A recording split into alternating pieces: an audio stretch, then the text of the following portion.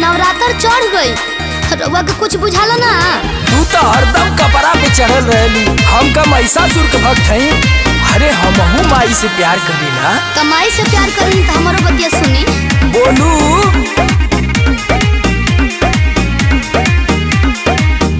आजा सहरिया में मिलला चुनरिया रे हो पिया ले हले आई हो।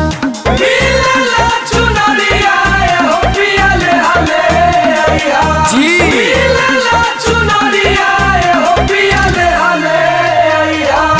आजा सहरिया में मिलला चुनरिया रे हो पिया ले हले आई हो।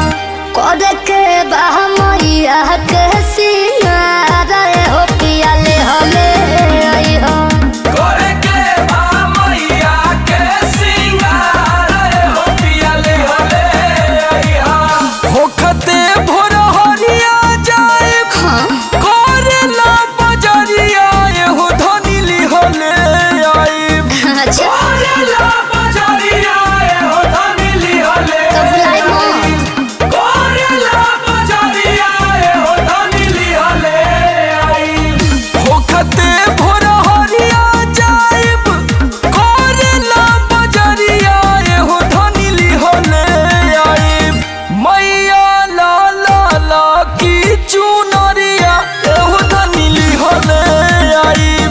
मैया ला ला ला की चुनरिया हो धनी ली हले आई।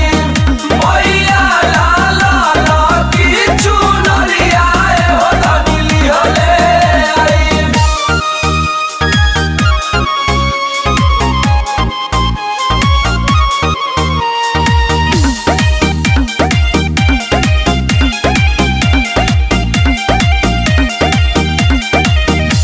तले इली हो बचा में बा पन के पतवा ए बोलम। माई के आरती उतारब उतरी रथवा ए बोलम। अच्छा हो सुना प्राण प्रिय काजी पर्ची पर लिख दा सगरो सामान ठीक बा। किने में ये धोनी रही आसान। पटना सहरिया के नामी बसना गए हो पिया ले हले आई हो। नामी बसना रे हो पिया ले हले आई हा।